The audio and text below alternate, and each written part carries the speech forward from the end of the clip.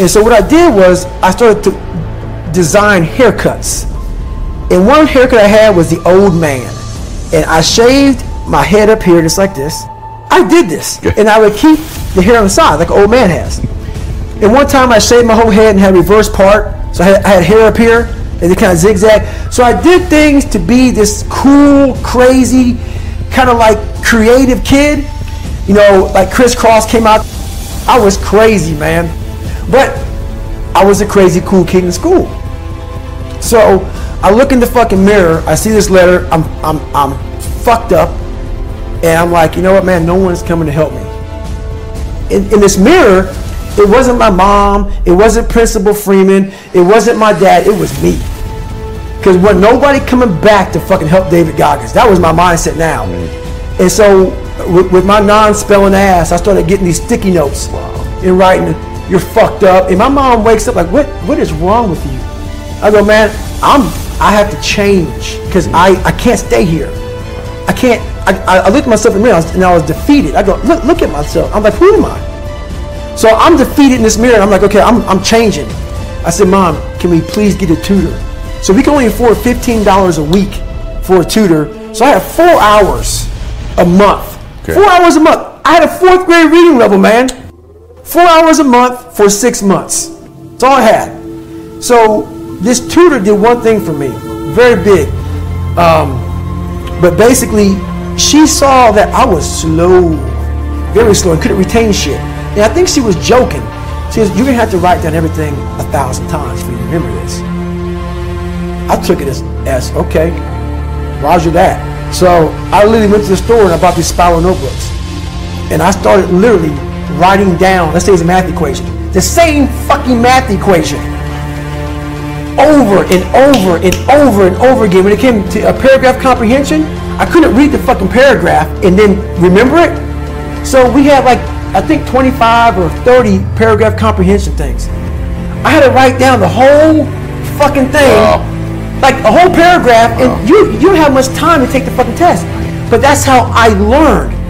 So how I learned the Navy Dive Man, it was like 1,000 pages, Navy Dive Man. I got it a year in advance. And wrote the book out probably 14 times. Like the Boyle's Law, Child's Law, Gay-Lussac's Law, Dalton's Law, all these laws, but over and over, the whole manual. So it's not like, so now, I've done it so many times I can go back in my mind and say, okay, page 71 was Boyle's Law. And I'm looking at it right now, and I remember writing it down so many times that it takes me to say, okay, I got it. And I can write it down almost verbatim so that's how I learn even to today. But the work ethic I had, people think I became this guy from running. No, I became this guy from fucking studying. I had to study for hours. What might take you an hour to learn? Take me 2 days. So that's where, in this, at the table, and my best friend Johnny remembers me like, God, you just changed. Something happened. I got obsessed. I gotta figure this out, man. I'm not going anywhere. I'm starting to lie. So when you have a messed up foundation, I started lying about everything. I wanted people to like me.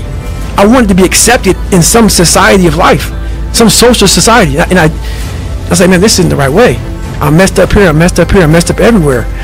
And so I realized the worst thing that happened to me is I lost myself. I never had myself. I never found myself. I had no self-esteem. So I knew through working out and through learning, because it took a lot for me to learn also, I started finding self-esteem. Once I found that, that's when doors started opening up. I stopped caring about people, that what they thought, being judged. Wow, if I say this, if I started right now, are you gonna make fun of me? I stopped caring about that. And that's when my life started really changing for me, slowly but surely. I say, my God, like, no, don't look at it like, I didn't care about losing weight.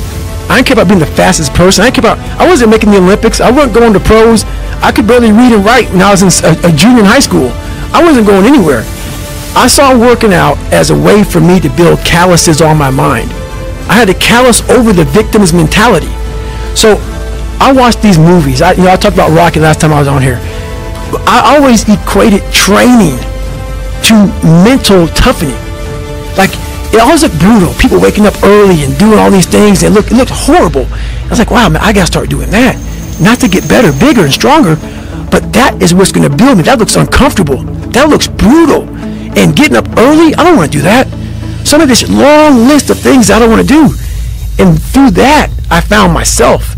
I started, I'm like, you guys aren't doing this shit in high school. You guys aren't getting up at 5 o'clock in the morning, running over here in this golf course. So I started seeing myself very differently than the average human being. I was like, hold on a second. I have something they don't have. And that's when I started to develop these things through working out. It was this great, never-ending work ethic. And through work ethic, I developed self-esteem. It's through discipline, through self-discipline, through repetition, through tons of repetition of the same thing that you don't want to do. And that's the key thing. Through repetition of things you don't want to do, you develop mental, like an armor for your mind. You start to armor your mind, because your mind's like, okay, we suffer every day. That's what we do. We do stuff that sucks every day. And that's how I started coming up. I just started being very uncomfortable, and now it's like just a way of life. Look, dude, I believe that everybody has a gift. Every single human out there listening right now, you have a gift. The thing that you have working against you is you have all these other people now, right? 30 years ago, 20 years ago, we didn't have Instagram. We couldn't watch people and emulate them. We sort of had to learn our own little craft as we went, all right? But now we get to see what everybody's doing. And our tendency as humans is to emulate the style or the personality or the way that someone speaks or the way they do their content and all these different things. But here's the thing that you don't understand, is that by doing this, you are actually keeping yourself from becoming great, because the most that you could ever be when you do these things is a watered down, lesser version of what someone else is doing, all right? And how do you know that your own style and your own way of doing things that you would develop little by little by little, if you would just take little risks, is it going to be greater than all of those things that you watch? Okay? You cannot be great being a lesser version of what already exists. You can only be great when you execute against your own potential and do your own development. And that means getting up there and looking like a clown. And it means taking little bitty steps forward every single opportunity you get. No one comes out and is just great at business or great at athletics or great at science or great at speaking. It doesn't fucking happen, man. The first speech I ever gave, I remember it, dude. There were 6 fucking people there. All right? And I had a piece of paper and I'm reading the notes and I was shaking. I was freaking the fuck out. There's 6 people. 6! That's where I started, man. So, this isn't a gift. It only seems like a gift because I worked so hard and so long to develop it. And you guys have to do the same thing if you want to be great. If you want to be good and you want to be effective and you want to be, not great, you just want to be good, then yeah, dude, take someone else's style. Emulate everything they do. Clearly it might work. But if you want to be great, if you want to be one of the best that's ever fucking lived at what you do, you have to understand that it's about developing our own skills. It's about developing our own style. It's about developing our own swagger. It's about developing our own selves. And we don't do that when we constantly look at other people and admire them or look at them for an example or steal their shit, like so popular out there these days. So if you want to be great, guys, you have to put in the work. You have to put in the talent. It's not that everybody doesn't have the potential. Everybody has the potential. It's just they're not developing it because there's too much distraction out that we didn't have 20 years ago. So when I'm coming up, dude, I don't have people to look at. We didn't have the internet. We didn't have social media. We didn't have all these things.